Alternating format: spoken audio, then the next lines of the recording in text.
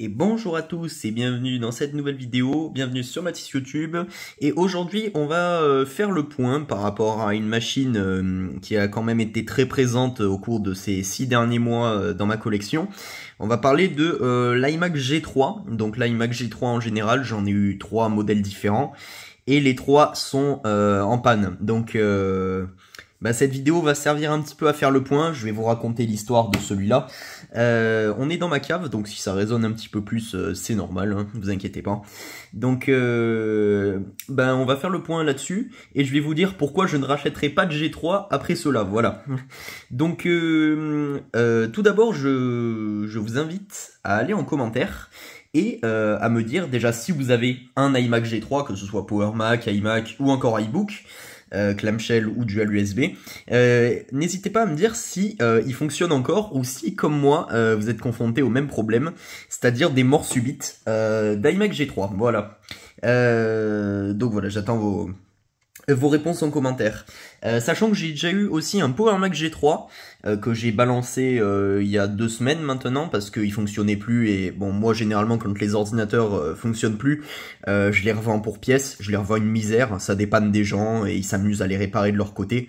Moi j'ai ni le temps ni l'argent pour réparer tout ça, donc je préfère revendre pour pièces. Et c'est ce qui va arriver d'ailleurs à ce pauvre iMac G3. Donc je vous l'avais jamais présenté, c'est un modèle bleu. Celui-là, je crois qu'il s'appelle juste le bleu. Donc j'ai plus les modèles en tête, je vous les remettrai si jamais en photo coupée à l'écran. C'est pas le Bondi Blue, vu que c'est un modèle à manche-disque. Donc, ah oui, on voit carrément le... On voit carrément ma cave dans le reflet du tube cathodique, enfin bref. Donc celui-là c'est un modèle 400 MHz, 500 MHz, pareil je vous mettrai la photo des paramètres, il tournait sur OS 9, donc Mac OS 9. J'étais très content de l'avoir parce que c'était un iMac qui était pas très cher, je l'avais payé 50 €. Et puis il a fonctionné 2 soirs, enfin ouais, je l'ai utilisé que le soir. Et puis un jour je l'ai allumé, je l'ai laissé en veille, donc parce que j'allais l'utiliser plus tard dans la nuit. Je suis parti regarder un peu la télé, et puis quand je suis revenu, impossible de l'allumer. J'ai d'abord débranché, voir si en déchargeant les condensateurs, c'était pas la solution pour remédier à mon problème. Mais non, ça fait exactement pareil que l'iMac G3 vert, la version Sage, je crois que ça s'appelait, la version vert foncé. Donc ça fait exactement la même chose. Je sais pas si vous vous souvenez, j'avais essayé de remplacer le petit module alimentation, et en fait c'était pas du tout ça. Et vous allez voir que les deux ont exactement le même problème, c'est juste que c'est apparu plus lentement pour celui-là. Déjà je sentais que le deuxième soir quand je l'allumais il chauffait. Il n'y a aucun ventilateur hein, comme vous pouvez le deviner. Dans les premiers modèles à tiroir, il y avait un ventilateur, un tout petit, qui avait tendance à s'encrasser entre la carte mère et le tube.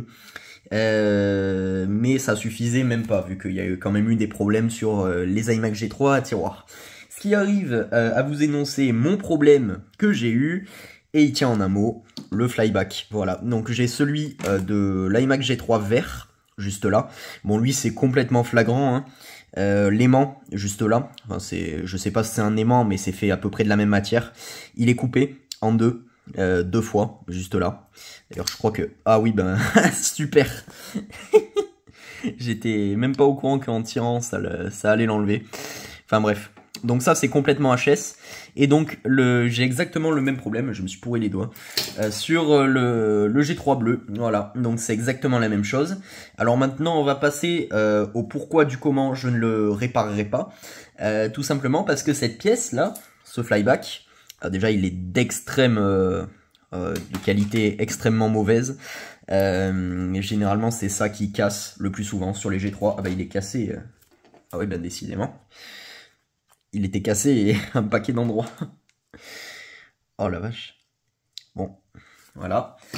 Ça, c'est fait. Ah, voilà. Encore un morceau qui tombe. Donc voilà, magnifique. Donc la raison pour laquelle je vais pas le changer, c'est que cette pièce vaut 100 €. Encore aujourd'hui, parce que c'est un flyback qui n'a pas été beaucoup produit et surtout hyper fragile et sensible à la chaleur. Donc le problème que j'ai sur celui qui est dans le bleu, c'est pas l'aimant du tour qui est explosé, c'est il est fendu à ce niveau-là, là sur le côté. Je vous mettrai pourquoi pas une photo aussi. Donc c'est mort, voilà. Je l'avais envoyé chez un réparateur qui, d'ailleurs c'est une personne très sympa qui m'a pas fait payer les réparations qu'il a fait dessus. Il a changé 2-3 condensateurs, un truc comme ça. Et il en est venu à examiner de plus près le flyback et il a vu qu'il y avait une énorme fissure sur le côté, voilà. Donc bah il m'a renvoyé la carte en HS. J'ai fait exprès de tout remonter parce qu'encore une fois celui-là je vais le vendre pour pièce. Donc voilà les problèmes que j'ai eu avec ce G3. Donc bah écoutez, je connais pas trop de solutions pour pouvoir le réparer sans changer le flyback, vu que c'est une pièce qui est indispensable au démarrage. Donc voilà, encore un pauvre iMac G3 qui va finir en grande partie à la poubelle, même si je vais essayer de revendre le maximum. Vous commencez à me connaître, je pense. J'aime pas trop gâcher, donc tout ce qui est carte mère, je sais que c'est bon, donc ce sera revendu. D'ailleurs, si jamais ça vous intéresse, n'hésitez pas à aller voir mon profil Le Bon Coin. Voilà, je fais ma petite pub en même temps. Donc voilà, c'était pour vous raconter les péripéties que j'ai eues avec ce truc-là. Et bah du coup, c'est également pour vous dire que je ne rachèterai plus de G3. Voilà, j'en ai marre de claquer toujours 50 balles. Bon, même si celui-là, je me le suis fait rembourser. Hein. J'ai décrit le problème, vu que c'était juste uniquement au bout du deuxième soir que ça me faisait ça. Je dis soir parce que je l'allumais généralement en rentrant des cours. Donc voilà. Mais je me le suis fait quand même rembourser, ça c'est cool. Donc bah voilà, n'hésitez pas si vous voulez des pièces. Les haut-parleurs sont pourris, bon comme sur tous les G3. Hein. Encore pour vous compter les nombreux problèmes de ce genre d'ordinateur, voilà. Donc aujourd'hui, en 2024, je vous déconseille complètement d'acheter un iMac G3. C'est vraiment pas solide. Les gens adorent gonfler les prix là-dessus. Ça arrive généralement explosé dans les colis, peu importe comment on les emballe, ça arrive éclaté à chaque fois. Donc bah voilà, n'hésitez pas à liker ma vidéo, à me dire ce que vous pensez un petit peu de mon explication, enfin bref, par rapport au flyback qui surchauffe et qui finit par se fissurer. Donc bah voilà, moi j'espère que la vidéo vous aura plu.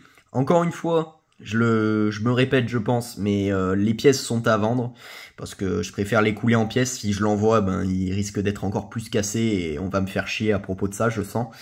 Donc voilà, on se retrouve certainement la semaine prochaine sans faute, je vous promets.